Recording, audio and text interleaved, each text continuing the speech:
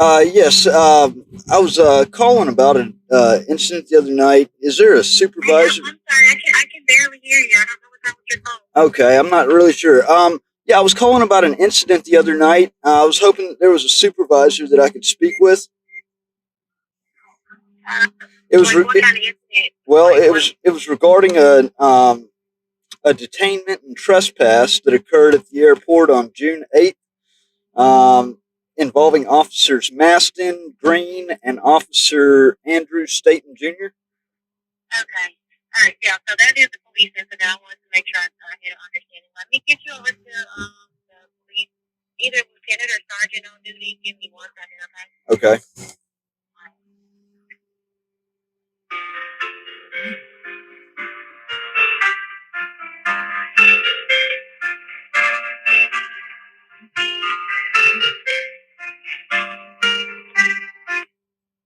Hello, Memphis. Hello. Is this this is a supervisor? It is. Yes. This is Matthew Reardon. I want to take. Thank you for taking my call. Are you a lieutenant or are you a sergeant or what? I'm a lieutenant. What's You're going on? all right. So just want to be transparent. I'm a journalist. The nature of this call is to clarify policies that directly impact public rights at the airport. So, You are said public what? public rights at the airport? Oh, public rights. I Correct. can't hear you. I'm, Okay. I'm sorry. Yeah. So, are you aware of the incident that happened the other night? It would have been June 8th, involving officers Maston, Green, and Officer Andrew Staten Jr. I, I honestly was off the last 4 days. I just got back to work today. Okay. All right. So you haven't been made aware of anything that happened on June 8th? I made a, yes, I was made aware of an incident at the checkpoint.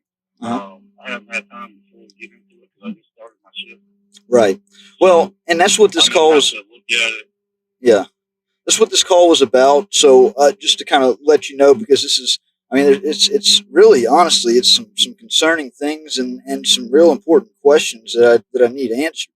Um, June eighth, Okay. June 8th, I was Well, what happened? Because, like I said, I don't really know yet. To be honest with you, I yeah. just got to work. I That's it, literally just got to work. and that's exactly what I was gonna tell you. Is June 8th, it was actually, it's between 10 and 10:30 p.m. Okay. I was filming in the public terminal lobby near the Delta check-in Okay. counter. It was about 50. Okay. It was, I would say, it was about 50 or more feet, 50 plus feet from the TSA checkpoint. I wasn't interfering with TSA. I wasn't filming security screens. I wasn't just loitering. Okay. Okay. Yeah. I was detained, threatened with arrest, and then they trespassed me. So I have some Okay. direct questions on that I would like some clarification on. And Yeah. first of all, the can I guess the first main question that comes to mind would be, can you please clarify, is the Memphis International Airport considered public property or private property?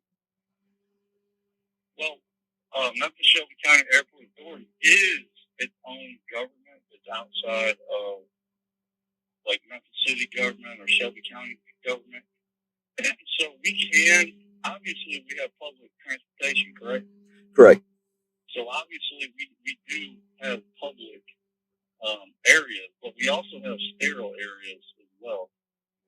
That's like we go through the checkpoint. Behind the checkpoint is a sterile area. Right. But up front, we can consider that as a public area. Yes. Yeah, and that's what I kept trying to tell the officer is that I was not in any kind of secured area. It was the immediate first thing that he said was that this was private property and that they had the right to trespass me. And I said, well, first of all, I highly disagree with you on that because I mean, and I knew this going in up front, that the Shelby County Airport Authority, they are ultimately the Memphis mayor or the Memphis City Council appoint the board members for that, as well as the Shelby County, I believe, appoints one of them. And Shelby County, Shelby County points board too as well. right, exactly. So In that, that's a board that's appointed by the Memphis government. And then being that I do realize that y'all don't receive tax revenue from the city. However, the revenue is generated by things such as parking, and this detainment that happened the other night, caused me to be there, I would say, a good bit longer. So, I mean, it was through this detainment, I ended up having to pay a considerable amount more for parking, because of what Okay. these officers did. But, Yeah. um, so, yeah, I mean, I would assume that y'all receive federal funds as well, correct? I believe the airport authority does, yeah, for it. I'm not sure what for. That's out of my league there. Well, it would. I mean, just based on all of that, so in that sense, it would definitely be considered public property. Obviously, Yeah, there are. definitely on the public. We do have a public side. That's correct. Yeah, You are obviously there correct. are areas that I can't go into, and I get that. But Yeah. I knew Oh, that's this going. everywhere. Yeah, I knew this going in. It's not like I go around the Okay. country and I do this type of stuff. It's Yeah. stress testing a right, because it's very Okay. important. As a veteran, a Marine Corps veteran, our constitutional rights Yeah. are very important. So, the second I'm a question: veteran too. are you? What branch? Yeah. I was in the Air Force. You're in the Air Force. Okay, all right. I was. Well, I was. I got out. I did 4 years. Yeah, I Which was I fine. I did about the same thing. I did one term and got out of the Marine Corps. I Okay. went in back in 2007, the end of 2007. So, Okay. um, so Well, what? I don't understand. So, what were you trying to do? Just come up here and videotape? Yeah, I mean, like it was. Okay. I'm a journalist. I'm a known journalist.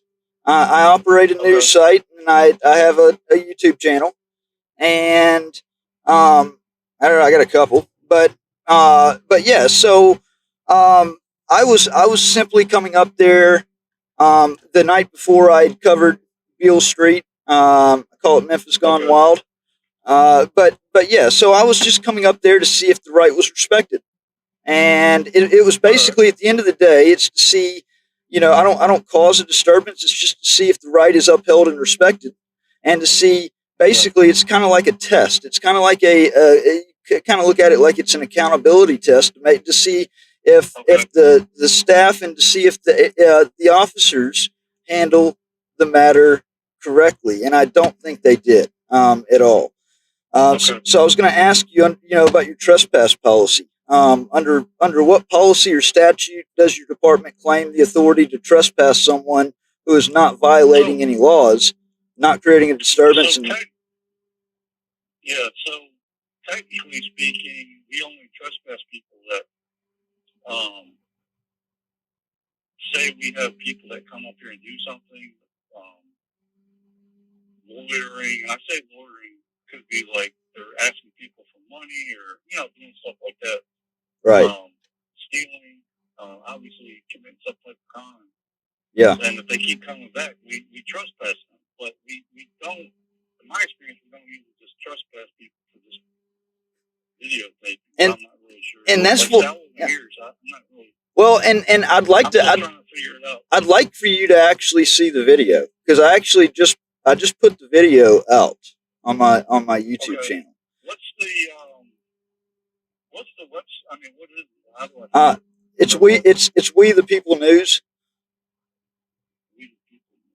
I'm just writing this down. It's a fairly new channel. I had lost access to Okay. my other one, and so, but it's I got to tell you, out of everything though, the way Yeah. that, and I would like to make a, if you could send me a complaint form.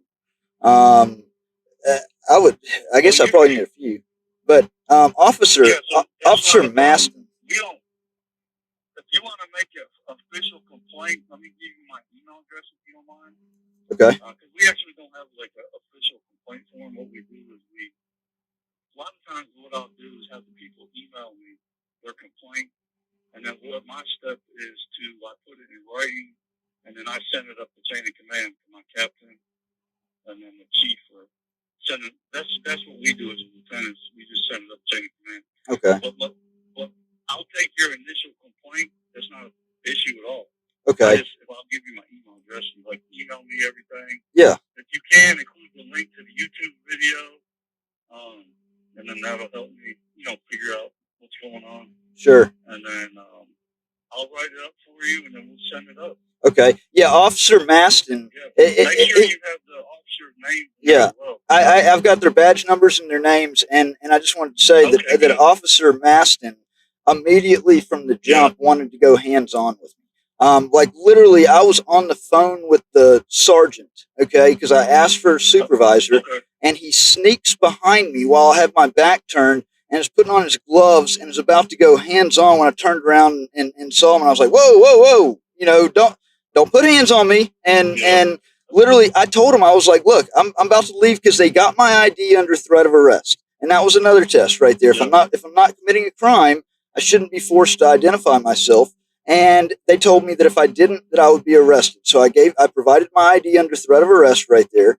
And literally, I told them I would leave, and the sergeant on the phone kept saying to write me a trespass warning. And I don't know. I've got his name. It's on the video, Sergeant Wilson or Sergeant Woodson. But it's like him and Maston had a animus towards me and I guess what I do or whatever from the jump. And it was like they wanted to stick it to me. And Maston continued putting on his gloves, taking them off, acting like he was about to bum rush me. He was about to, and none of it was justified. They insisted on escorting me out of the airport into the parking lot. They had to. Huh? Where did they say they were going to escort? So they had to see where my vehicle was, and then they took a picture of the license tag, which was complete. I even warned them up front. I said, if you come out here and you get my license tag number to run extra stuff on me, then that's going to be an extra claim of First Amendment retaliation because I've already dealt with a lot of illegal surveillance. I don't cooperate. I don't tolerate any of that. And they insisted on me not going out to the parking lot alone. They had to follow me out there, and they had to jot down my tag number, and then they were basically making a mockery of the situation outside of my door as soon as I got into my car. It's absolutely, horrible. They did a horrible representation of your department. So if you have a written trespass policy, if I could get a copy of that, also if I could get a copy of the actual trespass that they wrote me, he had me sign the trespass warning, and I should have taken a picture. What did you sign again? I'm sorry. It was like it was like a trespass warning that said that I cannot film. They tried to tell me that filming TSA, like obviously not, don't get the strain, but from a distance back, Maston actually said that it was a crime. I asked him if it was a misdemeanor or a felony, and to state the penal code that I would be charged under, that I could be charged under. He couldn't do any of that, except he did say it was a misdemeanor, which I know is BS. I'm not one that falls for that very easily. Like it's I know going in, what my rights are. I know what the laws are. It's not like it just happened by accident. No, I don't have a problem with anything. I need you to email me everything you just said, and then about the trespass issue, so I can look into it. Okay, and make sure you include that video for me as well. I will. And y'all don't have any kind of policy or anything against filming at the airport, correct? No, not that I'm aware. I mean, it's a public area, so people can film all day, every day. Okay, all right. I'm not really sure what the complete issue is going to happen. But and that's why I film is to get a record. I do know TSA doesn't want people to film their sensitive areas, like their screens, stuff like that. But people can film the checkpoint. That's not against the law. Right. But as far as people aren't supposed to just walk up and film their screens. When they screen people's bags. Yeah. Thing, whatever. Yeah. People aren't supposed to film that. They're not. Particular. Yeah. But anything else out in public people is can film wherever. It's public. It's public areas. So I mean, it's not like we're Area 51 here. Exactly. It's in the public domain. Obviously, privacy is something that has to be created, but obviously if you're going through TSA, that's something you're forced to do. So I completely understand that people's privacy right there, because there's no other choice in that matter. But but yeah, yes, that answered that. I just got two more questions for you, if you don't mind. Are your are your officers classified as sworn law enforcement officers with arrest powers? They are. Okay, and do they enforce municipal law or federal security directives? No, we're state and local. State, and it's just basically enforcing airport ordinances, or we're not federal. Right. No, we enforce state law and city and Memphis Okay, ordinances. all right, and then but we're not federal. Got you. And then as far as an incident number, if you could, the incident report, I wasn't given any. I don't think they took a report number. I'm looking right now. I don't see one. Like I said, wait, what day was this? Sunday, you said? It was June 8th. Or Saturday. Yeah, Saturday.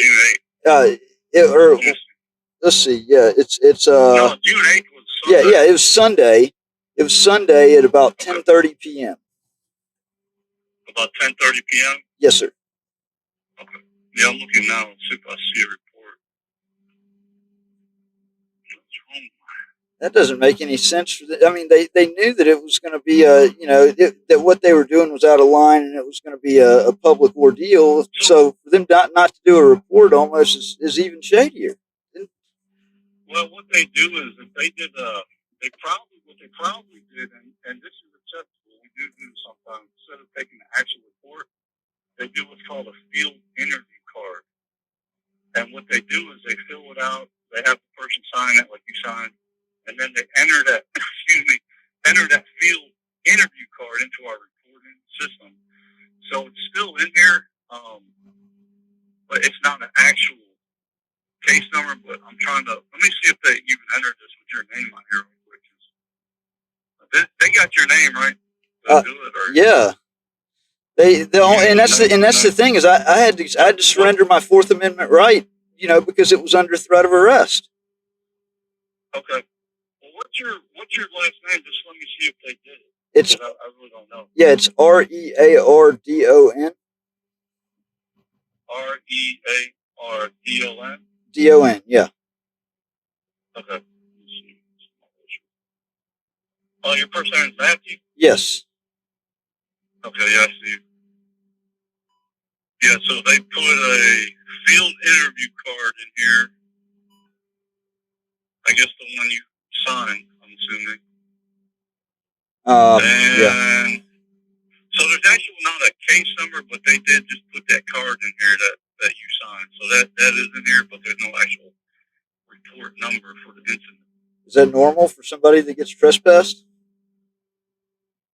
Now, if we were actually, like, say we were arresting somebody for trespass, but see, trespassing, usually what happens is, say somebody comes on the property and does something, right? Mm-hmm. And we say, hey, you can't be up there. Or a lot of times we get people that come up to the airport and they're not flying out. They're just, like I said, they're doing other stuff, maybe looking to steal cars or commit some kind of crime. We can trespass them. What we do is we give them an initial notice of trespassing and let them go. If they come back again, see what I'm saying, then we can actually arrest them for the trespassing charge. Right. But if we actually arrest somebody, then they actually do a real report, which will generate a case number. Okay. So in your situation, they did a field interview card, which basically what they do is they get your information, they put it in the system, and that's it. So there's no report generated on your particular incident here. Excuse me.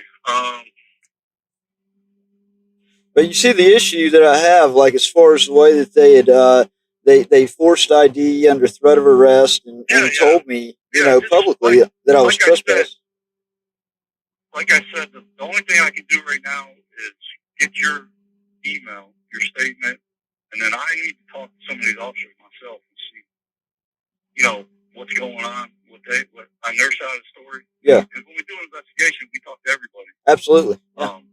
You know that. Well, I do know that internal affairs investigations tend to be, pretty biased. It's my experience, in multiple departments is that many of them, they investigate themselves and find nothing wrong. But I get it.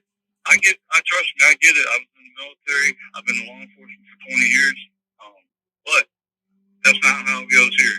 So okay. I get everyone's statement. If somebody's wrong, they're wrong, and they're going to find out. Right.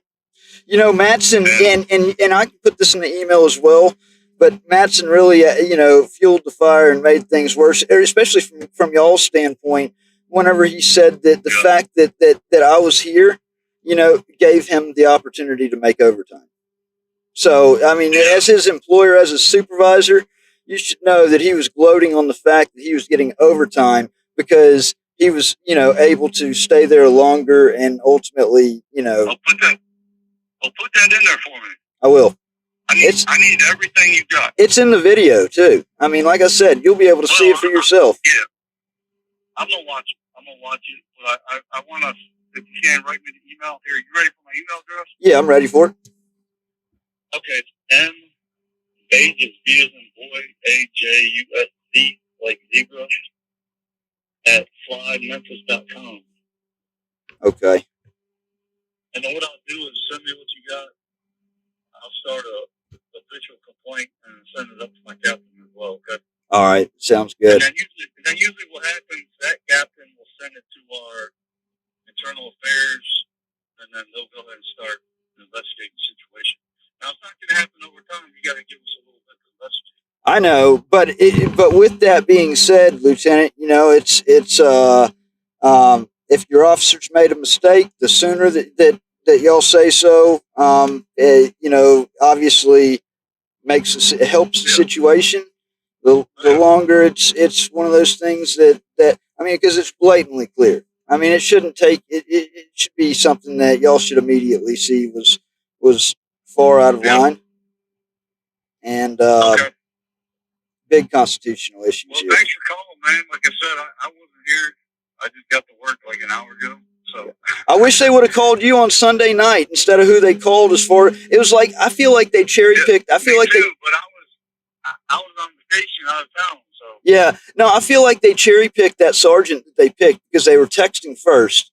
Okay, and they probably found the one sergeant they knew probably was, I don't know if he's just a greener or if he just, because I mean any supervisor should have known that, should have shut them down right there. And I feel like they had some type of they chose that sergeant for a reason. So that may be something. I really don't know. I mean, it's possible. Like all this was just kind of sprung up on me here. Right. So just do me a favor, email me what you got, and then we'll go from there, okay? Sounds good, Lieutenant. You got a number where I can keep in touch? Wait, do I got your phone number? Yeah, it's this number right here. Wait, actually, I don't have it because it was transferred through my dispatcher. So what's your number? It's 2458. All right, man. Well, I appreciate you calling. Yes, sir. I appreciate your time. Giving me an inside scoop. Absolutely. I'll get that email sent over to you.